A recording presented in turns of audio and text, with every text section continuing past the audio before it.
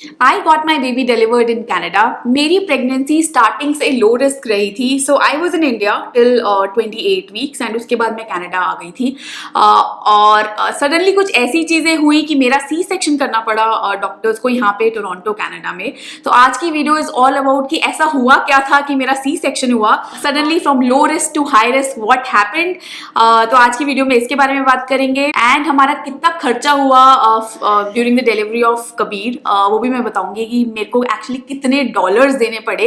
हमारे पास कोई private insurance नहीं था। We just had OHIP, that is Ontario का हेल्थ इंश्योरेंस जो होता है वो हर प्रोविंस का होता है, सिर्फ वही था। तो उसके बाद भी मुझे कितने पैसे देने पड़े, तो ये वाला सब आज की वीडियो में डिस्कस करेंगे। So let's get started now. सबसे पहले मैं आपको एक छोटा सा बैकग्राउंड दे देती हूँ कि क्या मेरी प्रेगनेंसी हिस्ट्री थी।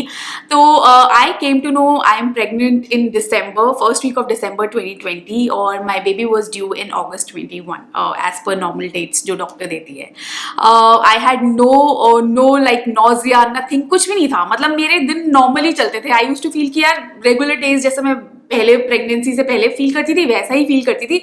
इनफैक्ट सब यही बोलते थे कि देखो उल्टियाँ नहीं हो रही है, कुछ नॉजिया तो नहीं लग रहा, मतलब कुछ वियर्ड सिम्टम्स थे ही नहीं मेरे को जो नॉर्मल प्रेगनेंसी में लोगों को होते हैं। तो चेकअप वगैरह सब सही चल रहे थे, सब कुछ लो रिस्क था। डॉक्टर भी अल्ट्रासाउंड वगैरह जो भी एनाटमी करती थी as per weeks, like 14 week, 21 weeks और 7th वीक पे जो हुआ था सब नॉर्मल ही था। Reports were going normal. Doctor was also like कि डरने की कोई बात नहीं है, सब लो रिस्क है, ऐश करो। मैं वॉक करती थी रेगुलर, ज़्यादा एक्सरसाइज उस टाइम में नहीं करती थी। आई don't know why but I left all the exercises. तो सब कुछ सही चल रहा था एकदम। फिर हमें कनाडा मूव करना था, तो 28th वीक में I travel to Canada. Of course travel करने से पहले मैंने 3 डॉक्टर से कंसल्ट किया था। एक मेरे इन लॉज के डॉक्टर, मतलब इन लॉज जहाँ रहते हैं वहाँ के डॉक्टर से, फिर मेरे घर के पास के डॉक्टर से जहाँ मेरी मम्मी रहती है वहाँ वाले डॉक्टर से, क्योंकि हम बैंगलोर से मूव हुए थे। So I checked even with my Bangalore doctor. तो एवरीवन वाज लाइक हाँ you can travel, everything is normal, सब लो रिस्क है, तो there is no nothing to worry about, मतलब कुछ डरने की बात नहीं है, आप जाओ ट्रैवल करो, इट्स सेफ, कंप्लीटली सेफ। तो मैंने ट्रैवल किया, सब कुछ सही रहा। हम यहाँ पे आ गए, फिर 14 डेज का क्वारंटाइन किया। फिर उसके बाद हमारे पास हेल्थ कार्ड नहीं था, तो इमीडिएटली हमने हेल्थ कार्ड अपना इशू करवाया the day our quarantine got over, और हमारा हेल्थ कार्ड नंबर तो साथ के साथ मिल जाता है, वो मिल गया। तो ये एक छोटा सा बैकग्राउंड है कि मेरी प्रेगनेंसी कितनी लो रिस्क थी, कितनी सिंपल चल रहा था, सब कुछ एकदम ईजी पीजी, रिलैक्स, सब कुछ इंजॉय करते हुए प्रेगनेंसी चल रही थी और हम कनाडा पहुंच गए। अब देखते हैं कि क्या ट्विस्ट आया। एक्चुअली सारा ट्विस्ट आया यहाँ पे आने के बाद, जब मेरा हेल्थ कार्ड आ गया एंड मैं डॉक्टर्स ढूंढने लगी। तो मैंने काफ़ी रिसर्च करी थी, अपने काफ़ी फ्रेंड्स से भी कांटेक्ट किया था जो ऑलरेडी प्रेग्नेंट थी और जिनके बच्चे हो गए थे कनाडा में, और गूगल पे भी देखा था कि क्या डॉक्टर असाइन करवाने। So I had a doctor in my mind, और मतलब we were in mid town, तो मेरी प्रायोरिटी थी कि वो डाउनटाउन में एक डॉक्टर है, पास में भी है, and she is like a well known doctor in Toronto. तो मेरा शुरू से था कि यार ये डॉक्टर मिल जाए, I will be really happy. तो क्योंकि मेरी 31 वीक्स की प्रेगनेंसी हो गई थी जब मुझे हेल्थ कार्ड मिला, तो जब मैंने डॉक्टर को रीच आउट किया तो I was lucky enough, may be क्या हुआ या फिर मेरी प्रेगनेंसी में कुछ आके बहुत बवंडर होने वाला था, इसलिए by God's fortune I got that doctor. All the doctors are good here, but एक मन की संतुष्टि सी जो हो जाती है ना कि यार हाँ मुझे वो डॉक्टर मिल गई, आई एम लाइक इन सम सुकून की हाँ अगर कुछ भी मतलब जो बाद में हुई थी कॉम्प्लिकेशंस, तो हाँ ठीक है ये डॉक्टर है वो हैंडल कर लेगी। तो एक टिप है यहाँ पे, अगर आप आते हो यहाँ पे 28 वीक्स या फिर लेटर स्टेजेस ऑफ अगर आपकी प्रेगनेंसी होती है ना, तो आप अपने चॉइस का डॉक्टर मोस्टली मिल जाता है आपको। Till the time they are very occupied और वो फुल होते हैं, मतलब doctors can't really say no to you. On the other hand अगर आपके इनिशियल वीक्स हैं, फर्स्ट मंथ है, सेकेंड मंथ है या फिर थर्ड फोर्थ मंथ भी है, तब then doctors have some say कि नहीं they are full, they will not accept you. Mostly जल्दी वाले मंथ्स में डॉक्टर्स इतनी जल्दी एक्सेप्ट नहीं करते हैं, आपकी कोई प्रेफरेंस होती है, बट लेटर स्टेजेस में मिल जाता है जैसे मुझे मिला। तो अब बात करते हुआ क्या एंड मेरा सी सेक्शन क्यों हुआ, मतलब कबीर सी सेक्शन के थ्रू क्यों आया। और ना मेरा टमी मम्मी सब अच्छा बढ़ रहा था, मतलब ऐसे लग रहा था बच्चा बहुत हेल्दी होने वाला है, क्योंकि शशांक इज लाइक लिटिल गोलू मोलू, मतलब जीन्स आ लिटिल गोलू मोलू, बोन्स वगैरह स्ट्रॉन्ग है शशांक की। तो हमें लग रहा था यार बच्चा बहुत ही गोल मटोल है, क्योंकि मेरा पेट अच्छा खासा बढ़ चुका था। तो ठीक था यार जो भी है, बट फिर अब मेरा हुई कहानी शुरू यहाँ की डॉक्टर चेकअप से। तो सबसे पहले तो डॉक्टर ने मुझे, क्योंकि कोविड बहुत फैल रहा था, बहुत पीक पे था उस टाइम, तो मेरे को डॉक्टर ने इन पर्सन अपॉइंटमेंट नहीं दिया, तो डॉक्टर ने मुझे फ़ोन पे कनेक्ट किया and she asked me everything कि हाँ क्या है, मतलब पहली हिस्ट्री क्या है, क्या फील हो रहा है, बेबी मूवमेंट्स हैं, मतलब you are able to walk, nausea है, etcetera etcetera etcetera. So phone पे कॉन्वर्सेशन करने के बाद she was also like, see I am not worried, looks like तुम्हारी प्रेगनेंसी लो रिस्क ही है, I am happy for that. And even she said कि you are my first patient जो इतनी शॉर्ट डिलीवरी के लिए मेरे पास आ रहा है, क्योंकि मैं 31st वीक में उसको असाइन हुई थी डॉक्टर को, and she was even laughing, she is a wonderful doctor by the way. तो मतलब she was also like I am not worried, ठीक है, तो ऐसा नहीं है कि कल ही मुझे तुम्हें इन पर्सन अपॉइंटमेंट के लिए बुलाना है, तो लेट मी चेक, मैं तुम्हारी सोनोग्राफी एनाटमी कब बुक कर सकती हूँ। तो लेटेस्ट उसके पास जो था, क्योंकि यहाँ पे ना हॉस्पिटल्स इतने सारे नहीं हैं, डॉक्टर्स भी इतने सारे नहीं हैं, तो सोनोग्राफर्स का भी अपॉइंटमेंट ऐसे नहीं होता कि नेक्स्ट डे मिल जाएगा, आप चले जाओ मेरी सोनोग्राफी कर दो, अल्ट्रासाउंड कर दो, ऐसे नहीं होता। तो यहाँ पे उसने अपॉइंटमेंट देखा, तो 1 हफ्ते बाद वाला मेरा अल्ट्रासाउंड हुआ, और वो ड्यू ही था उस टाइम पे मेरा अल्ट्रासाउंड। एनीवे अगर ड्यू भी नहीं होता ना, तो जब आप यहाँ पे आते हो किसी और कंट्री से, तो they will make sure they do all the anatomy, सारे अल्ट्रासाउंड, सारे टेस्ट वेस्ट भी करेंगे। अच्छा हाँ, एक चीज़ और है, मुझे बस एक थायराइड डिटेक्ट हुआ था इनिशियल 7th वीक में ही, जस्ट बिकॉज मेरी मॉम को थायराइड है, मे बी मैटरनल आया था वो, बट उससे पहले मुझे कभी कुछ नहीं था प्रेगनेंसी से पहले, बट तो उसकी मैं छोटी सी एक डोज लेती थी 12.5 mcg, दैट्स इट। अब मैं गई फर्स्ट अल्ट्रासाउंड के लिए, मैं तो एकदम खुश, हाँ फर्स्ट टाइम है, कनाडा का हॉस्पिटल है, लेट्स एक्सप्लोर कैसे होते हैं हॉस्पिटल्स, कैसी होती है लैब्स, मैं तो एकदम मस्त गई, हाँ मेरा तो लो रिस्क है, सब सही चल रहा है। और ऑफ कोर्स हॉस्पिटल्स अच्छे थे, अल्ट्रासाउंड की लैब बहुत अच्छी थी, the way you greeted, the way you are treated is amazing, मतलब वो फीलिंग ही ऑल टुगेदर अलग है, जो मुझे आई डोंट थिंक इंडिया में एक्सपीरियंस हुआ था, which is Canada known for, right, कि यहाँ पे हेल्थ बेनिफिट्स बहुत अच्छे हैं if you are in emergency, and maternity is kind of an emergency case, specially during last few weeks. तो मैंने अल्ट्रासाउंड कराया, मेरी सोनोग्राफर बहुत अच्छी थी, मतलब यार आप 32 वीक्स प्रेग्नेंट हो और आपको डॉक्टर बोलती है कि, सोनोग्राफर बोलती है कि आपका बच्चा स्मॉल है। अब स्मॉल कैसे यहाँ पे जज करते हैं, यहाँ पे ना होता है परसेंटाइल का कॉन्सेप्ट, तो जितने भी बच्चे मतलब 32 वीक्स में जनरली जो ट्रेंड होता है बच्चे पेट में जब होते हैं मदर्स के, तो उसके कंपैरिजन में मेरा बच्चा कहाँ था, तो मेरा बच्चा था 3rd परसेंटाइल पे, मतलब उससे आगे 97% ऑफ द बच्चे आर अहेड। तो उसका कबीर का circumference, abdominal circumference was very less, और मतलब उसको, मतलब doctor was like your baby's weight is very less compare to average weight जो इस स्टेज पे बच्चे का होना चाहिए। But she said no it's okay, it's normal, मतलब मुझे थोड़ा धक्का लगा था when she said your baby small. आप खुद सोचो, अगर आपको कोई बोलता है योर बेबी स्मॉल एंड आप 3rd परसेंटाइल में हो, it can be a risk. So she said that it can be a risk, but I don't want to comment anything. आपका डॉक्टर से अपॉइंटमेंट है, when you will meet your obstetrician, you can check with her and she will give you more details. But she said that don't worry, go home happily, and so I came back. थोड़ा धक्का लगा था, I was little worried, and that's when it triggered. But अभी भी चीज़ें ठीक थी, मतलब because she said that it's not high risk, it's still low risk. I was like ठीक है यार, maybe will come to know next week. तो वो हफ्ता गुजरा, ठीक है, थोड़ा नॉर्मल नहीं गुजरा, थोड़ी tension back of the mind में रहती थी। फिर उसके बाद मेरी फर्स्ट अपॉइंटमेंट हुई मेरी ऑब्स्टेट्रिशियन के साथ, and that's when she also revealed to me कि your baby is small, and she said your pregnancy is high risk. And तब आई वॉज लाइक, मतलब मैंने उससे ऐसे ऐसे क्वेश्चन भी पूछे ना, मतलब I even asked her did I do anything wrong, मतलब I am just a vegetarian, मैं अंडे वंडे भी नहीं खाती, is it because of that my baby is small.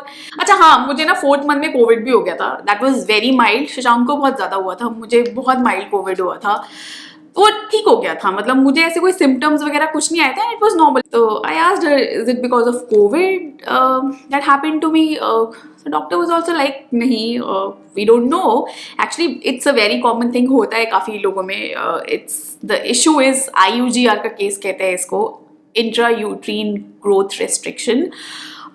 तो इसमें क्या होता है, बेबी को खाना नहीं मिलता है, तो बेबी को जब खाना नहीं मिलता ना, तो क्या करता है, मतलब जो मैं खा रही थी प्लेसेंटा से उसे खाना नहीं मिल रहा था, वो लिवर में जो एनर्जी होती थी ना, स्टोर्ड एनर्जी, उसको यूज़ करके अपना पेट भर रहा था। तो ऑफ कोर्स फिर ग्रोथ में तो प्रॉब्लम आएगी, right, it's not like normal functioning that is suppose to happen. तो क्योंकि कोविड भी नया था इस वर्ल्ड में, तो इवन डॉक्टर्स डोंट नो उसके साइड इफेक्ट्स क्या थे। तो डॉक्टर ने बोला अब हमें बच्चे को बहुत माइन्यूटली मॉनिटर करना है। I want to see you every week. Normal case होता तो वो हर हफ्ते नहीं बुलाती, मुझे 2 हफ्ते या 3 हफ्ते में बुलाती। उसने मुझे हर हफ्ते बुलाया, हर हफ्ते मेरा अल्ट्रासाउंड हुआ। इनफैक्ट जैसे जैसे हफ्ते गए ना, हफ्ते में 2 बार भी मेरा अल्ट्रासाउंड हुआ। Ultrasound as in proper ultrasound, जिसमें डॉपलर टेस्ट होता था, बच्चे का ब्लड फ्लो देखा जाता था कि प्लेसेंटा से बच्चे को ब्लड फ्लो सही जा रहा है। इनफैक्ट बच्चा ब्लड फ्लो लेने के बाद सारी ऑर्गन्स में ब्लड मतलब पास ऑन कर रहा है, लाइक ब्रेन में ब्लड जा रहा है, and if the organs are getting developed fine. So she was calling me because kidney विडनी लास्ट में बनती है, राइट? तो उसके लिए मुझे बुलाती थी, एंड इवन आई आस्क्ड हर कि क्या हो सकता है, मतलब व्हाई इज इट? तो शी सेड दैट इसके ना 3 रीजंस होते हैं। कई बार जेनेटिक भी होता है कि जीन्स में होता है तो IUGR हो जाता है केस में, या फिर placenta is creating a problem. तो माई प्लेसेंटा वॉज अगली, दैट्स व्हाट शी सेड कि आपका प्लेसेंटा अगली है। Placenta is not doing fine because वो जब सोनोग्राफी होती है ना, अल्ट्रासाउंड तो मशीन में देख के वो बता देते हैं, क्योंकि प्लेसेंटा दिखता है तो प्लेसेंटा इवनली स्प्रेड है, अनइवन है, तो देख के पता चल जाता है इज इट फाइन और नॉट। तो मेरा placenta was not even, it was very unevenly spread. Third is like कुछ भी जीन्स में, मतलब during the time of conceive कुछ इशू हो गया हो, तो क्रोमोसोमल डिसऑर्डर। तो ये 3 केसेस थे। उसने मुझे बोल दिया था प्लेसेंटा का ही लग रहा है, बट हम मॉनिटर करेंगे and as we go further we will see कि बच्चे का वेट बढ़ रहा है कि नहीं, या फिर प्लेसेंटा ठीक होता है कि नहीं। तो जैसे ही हफ्ते गए, सिचुएशन ऐसी थी, बेबी का वेट नहीं बढ़ रहा था। आइडियली जब बच्चा पैदा होता है 3 किलो से ऊपर होता है तब अच्छा होता है, and that is when I left YouTube completely. मैंने कहा यार अब बहुत टेंशन हो गई है, बच्चा छोटा है, बच्चे को खाना नहीं मिल रहा है, प्लेसेंटा अगली है, और and I had been eating very healthy in my pregnancy. मतलब मैंने इतना हेल्दी खाना अपनी जिंदगी में नहीं खाया, सच बताऊँ तो। मतलब सुबह उठ के मेरा फर्स्ट मील होता था फ्रूट बोल, जिसमें मैं केला, सेब, ब्लूबेरी, स्ट्रॉबेरीज ये सब खाती थी। मतलब that was so good, and till the time I was in India I was having a coconut water daily. तो बस मुझे यही लगता था, इतना हेल्दी खाने के बाद भी यार खाना जा कहाँ रहा है बच्चे को। मैं जंक वंक सब छोड़ दिया था। तो यही था, हर हफ्ते उसने बुलाया। घी भी मैंने खाना शुरू किया कि चलो घी खाने में भी the ghee will help in baby's weight, but nothing really helped. And उसने हफ्ते में 2 बार अल्ट्रासाउंड करने लग गया, and that's when she alarmed. See I will try for normal delivery, but there are chances I might have to go for C-section because that happens in IUGR case. तो यहाँ पे ये चीज़ है कि डॉक्टर ना ऐसे ब्लाइंडली और just not before checking के वजाइनल बर्थ हो सकता है कि नहीं, आपको C-section नहीं करेंगे।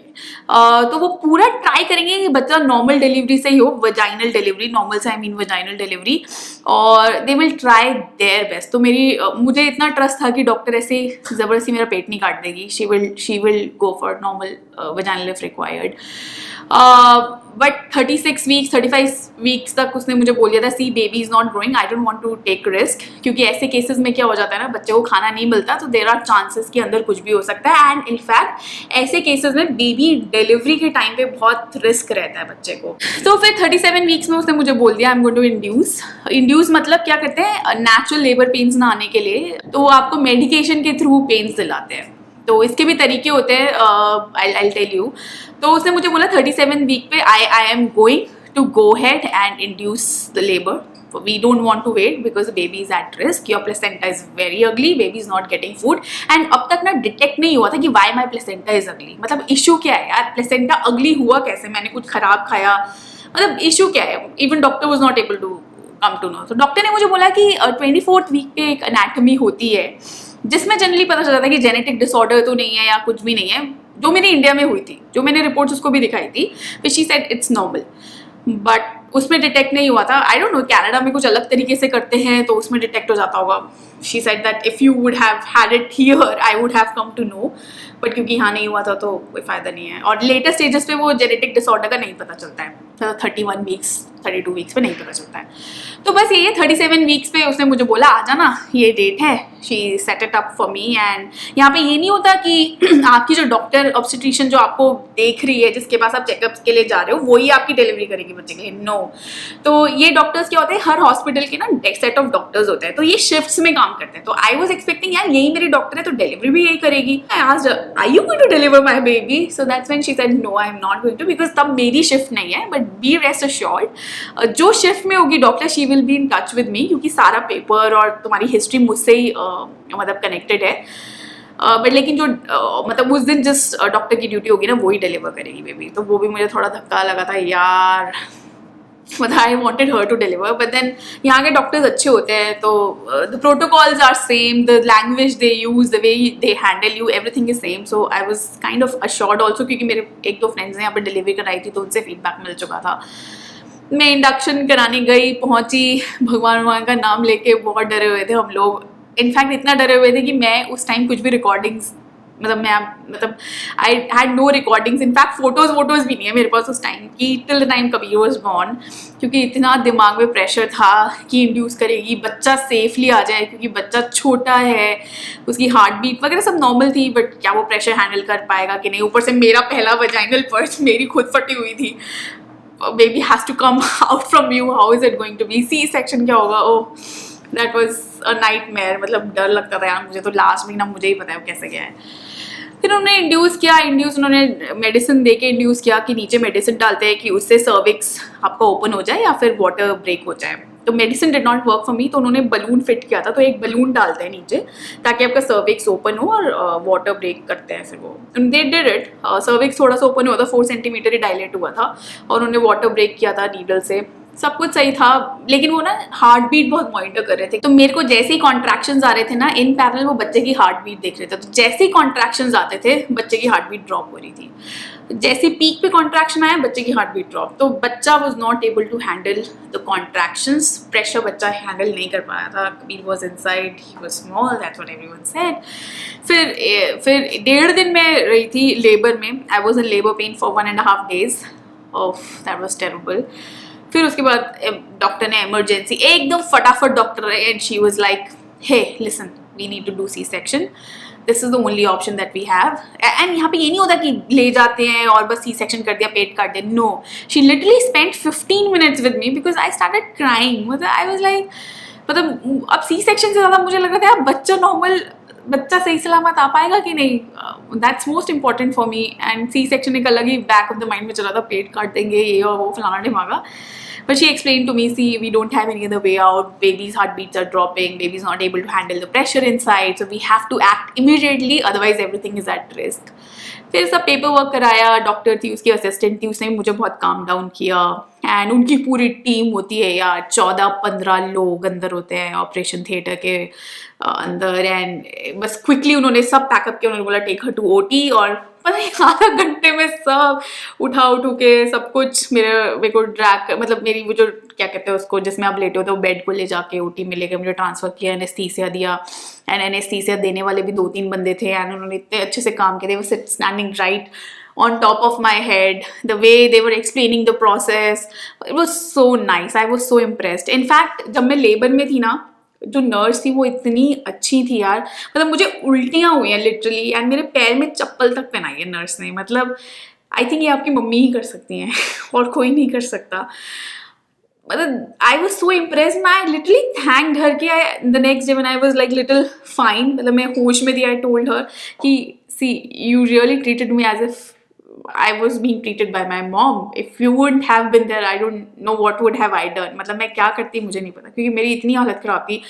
फर्स्ट टाइम आप लेबर पेन में जाते हो, उल्टियाँ हो रही हैं और इतना दर्द, कुछ नहीं पता क्या हो रहा है, बहुत हालत ख़राब हो जाती है। तो नर्स बहुत अच्छी रहती है यहाँ पे, जितनी भी नर्स से मेरा इनकाउंटर हुआ, क्योंकि शिफ्ट्स में आती नहीं वो लोग। 1.5 दिन में लेबर में थी, 3 नर्स मुझे पड़ी थी 3 शिफ्ट्स में, and they were all of them were very nice, very soft, and the way they pacify you, they tell you everything.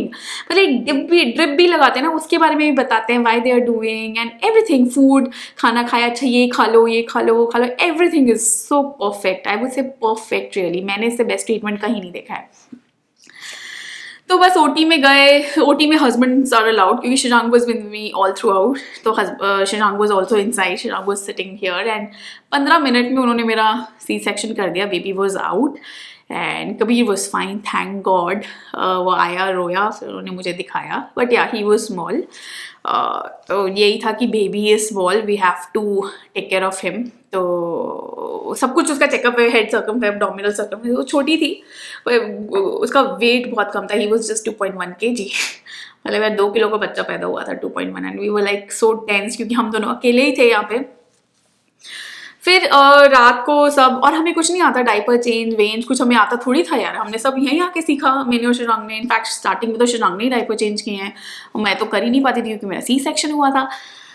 फिर ऐसे ही हुआ एंड उसके बाद क्या हुआ ना, फर्स्ट शुगर तो यहाँ पे क्या होता है, बच्चे की शुगर टेस्ट कर दी जाती है 3 बार after his delivery at some intervals. तो 2 घंटे बाद उसकी पहली शुगर हुई, दैट वाज फाइन, लेकिन उसके बाद जो शुगर उसकी डिटेक्ट हुई ना वो कम थी, बहुत कम थी। फिर डॉक्टर इज अलार्म्ड, उसकी फिर थर्ड टाइम शुगर टेस्ट हुई क्योंकि मुंह में फिर वो देते हैं उसको शुगर का कुछ खिलाते हैं कि शुगर नॉर्मलाइज हो जाए। उसकी थर्ड टाइम भी शुगर नॉर्मलाइज नहीं हुई, तब उसको एनआईसीयू में शिफ्ट कर दिया था। मतलब बच्चों का ICU is called NICU here, nursery कहते हैं उसे। फिर हमारी फट गई थी यार। आईसीयू में था वो 3 दिन, 2.5 दिन था वो आईसीयू में। जब डॉक्टर ने मुझे बोलता है just feed him, the only thing that can save him is feed him. तो एक तो मेरा सी सेक्शन, ऊपर से मुझे ब्रेस्ट मिल्क पिलाना होता, तो शुरू में तो नहीं आता, वो जितना भी आ रहा था, थैंकफुली शुरू में मेरी प्रोड्यूस अच्छी थी तो उसको ब्रेस्ट मिल्क पिलाती थी मैं, बॉटल भी देते थे, फॉर्मूला भी देते थे, हाँ वो करना पड़ता था। मतलब प्रोसीजर इज़ वेरी फाइन, बहुत अच्छा है, एनआईसीयू में रखते हैं, बहुत ध्यान रखते हैं, नर्सेज असाइन होती हैं हर बच्चे को। तो मतलब इंक्यूबेटर में रखा था कबीर को लिटरली। तो फिर दूध वूध पिलाया, थैंकफुली 2.5 दिन बाद ही वॉज नॉर्मल, सब सही आया उसका। 2.5 दिन बाद डॉक्टर्स वर लाइक अब इसकी शुगर स्टेबल हो गई है। इतनी सुइयाँ लगी थी उसके पैर पे निशान पड़ गए थे सुइयों, क्योंकि वो ब्लड टेस्ट लेते हैं ना शुगर चेक करने के लिए। फिर 2.5 दिन बाद उन्होंने कहा कि you can take the baby, he is fine now. फिर thankfully Kabir did well, he grew fine.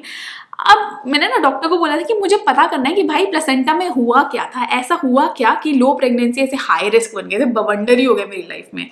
तो बाद में 1 महीने बाद रिपोर्ट्स टेस्ट हुई, मेरा प्लेसेंटा क्योंकि उन्होंने ले लिया था जब बच्चा डिलीवर हुआ था ना, उन्होंने प्लेसेंटा लैब में भेज दिया था because I asked for it and in fact they said कि ये वाले केसेस में ना खुद भी भेजते हैं। तो उसके बाद पता चला कि जो मेरा वो थी ना अम्बिलिकल कॉर्ड, वो प्लेसेंटा से डिटैच थी। तो बच्चे को जो खाना मिलता है ना वो खाना ही नहीं मिल रहा था, और प्लेसेंटा तो था ही अगली ऊबड़ खाबड़ सा प्लेसेंटा था। तो जी यही है यही है कहानी पूरी प्रेगनेंसी की। ऐसी डिलीवरी हो गई but now he is doing fine, आप देखते ही उसे वीडियोस में अच्छा ग्रो कर गया। बट लेकिन आप उसकी शुरू की फोटोज देखो ना, बहुत टिन्नू सा था वो, जो उसे देखता था वो it's a small baby, it's a small baby, it's a small baby, like यार क्या है स्मॉल बेबी ठीक है हमारा बेबी। तो यही है। Now coming back to cost, कितना खर्चा लगा हमारा, तो क्योंकि हमारे पास ओहिप था, एवरीथिंग वाज कवर्ड। तो अल्ट्रासाउंड जो मेरे इतने अनगिनत अल्ट्रासाउंड हुए, मुझे 1 पैसा नहीं देना पड़ा, zero, absolutely zero money. Doctor की कंसल्टेशन वाज एब्सोल्युटली जीरो। और मेडिकेशन पे मैं थी नहीं, मेरे को थायरोनॉम लेनी होती थी, उसका पैसा मुझे खुद देना था क्योंकि that is not included in OHIP. वो थायरोनॉम थैंकफुली डिलीवरी के बाद मेरी बंद हो गई है, I don't have any thyroid pyrite, कुछ नहीं है मुझे, पता नहीं वो क्यों डिटेक्ट हुआ था, प्रेगनेंसी के टाइम पे ही था, सो आई एम फाइन नाउ। तो थायरॉक्सिन वो जो गोली थी यहाँ पे थायरोनॉम करके आते हैं, उसके पैसे देना पड़ा था, वो भी $16 ऐसे लगे होंगे या। एंड उसके बाद ना क्योंकि मेरा सी सेक्शन था, मुझे कुछ पेन किलर्स दिए थे क्योंकि इतना पेन होता था। यहाँ पे हील वील करने के लिए आपको दवाइयाँ नहीं देते हैं, वो कुछ नहीं चाहिए क्योंकि वो ज़रूरत नहीं होती है, बट पेन किलर्स लेने होते हैं क्योंकि बहुत पेन होता है। तो डॉक्टर से कि 10 दिन ले लो, मैंने कुछ 5-6 दिन ही ली थी because I don't like taking medicine, मुझे पर्सनली पसंद नहीं है, बट तब इतना पेन होता था उसके बिना गुजारा नहीं है, तो उसके मुझे $20 और देने पड़ेंगे। एंड A क्लास सर्विस, तो जब मैं लेबर में थी ना, मतलब जब मेरे को इंड्यूस किया था तब मेरे को जो रूम मिला था दैट वाज A क्लास, मतलब एक single room, it was non sharing. And मतलब इतना बड़ा रूम, अच्छा सा बेड, शाम के लिए भी रिक्लाइनर वाला सोफा था। एंड डिलीवरी के बाद जब हमें रूम में शिफ्ट किया, वो 2 शेयरिंग रूम था। तो क्योंकि कोविड 4 शेयरिंग भी होता है इनके पास, क्योंकि कोविड था तो उसके चक्कर में 3 शेयरिंग 4 शेयरिंग नहीं दे रहे थे, तो थैंकफुली हमें 2 शेयरिंग वाला मिला था। अगर आपको सिंगल शेयरिंग वाला देना होता है तो आप पर्सनल इंश्योरेंस देके अपनी तरफ से ऊपर से पैसा देके आप ले सकते हो। एंड एनआईसीयू में हमें पर्सनल रूम मिल गया था क्योंकि कभी 2.5 दिन एनआईसीयू में था, तो हमें एनआईसीयू में भी रूम्स होते हैं, वो हमें पर्सनल रूम भी मिल गया था। That was again very good, अच्छा बड़ा रूम था एंड वॉशरूम पर्सनल था। तो ये थी पूरी कहानी। ओवरऑल अगर आप मुझसे पूछोगे, एक्सपीरियंस वॉज एक्सेलेंट। हमारे पेरेंट्स नहीं थे यहाँ पे, तो फिर भी जब पूरा जो प्रोसेस था ना हॉस्पिटल में, दैट वेंट फाइन, क्योंकि यहाँ डॉक्टर्स बहुत अच्छे थे, सब कुछ बताते हैं आपको, एक चीज़ भी आपको देंगे ना, एक सुई भी देंगे, एक गोली भी आप मुंह में डालेंगे ना आपके, तो आपको बताएंगे क्यों डाल रहे हैं। वो मुझे बहुत अच्छा लगा था। They will explain you and they will ask your consent. That was really good. Generally mostly countries में ऐसा नहीं होता है, तो इसीलिए कनाडा का हेल्थ केयर बहुत अच्छा माना जाता है। If it is emergency, non emergency मैंने मिक्स्ड रिव्यूज़ पढ़े हैं, I don't know about that, I don't want to comment on that, but इस वाले केस में बहुत अच्छा था। तो यही थी मेरी प्रेगनेंसी की पूरी स्टोरी। बहुत टाइम से ड्यू थी ये वीडियो, बहुत लोगों ने बोला भी था आप डालो डालो, आई डोंट नो मैं क्यों नहीं डाल पाई तब। I wanted to shoot this with Kabir in my hands, बट वो टाइम ही ऐसे मैच नहीं हो पाता था कि कबीर के साथ ये शूट करूँ, तो मैंने कहा आज बना ही देते हैं वीडियो और आपके साथ शेयर ही कर देते हैं क्या इन्फॉर्मेशन है। तो ऑल द मदर्स या फिर जो बेबीज प्लान करें यहाँ पे, आई होप ये वीडियो आपके लिए हेल्पफुल रही होगी। अगर आपको कोई क्वेश्चन है तो do let me know in the comment box, I try to answer most of them. और वीडियो को एंड करते हैं। एंड अगर वीडियो अच्छी लगी है तो लाइक ज़रूर करना, चैनल पे नए हो तो सब्सक्राइब कर लो, and if you already tuned, thank you so much for staying tuned to my channel. I will see you guys in my next vlog. Till the new, take care, good bye.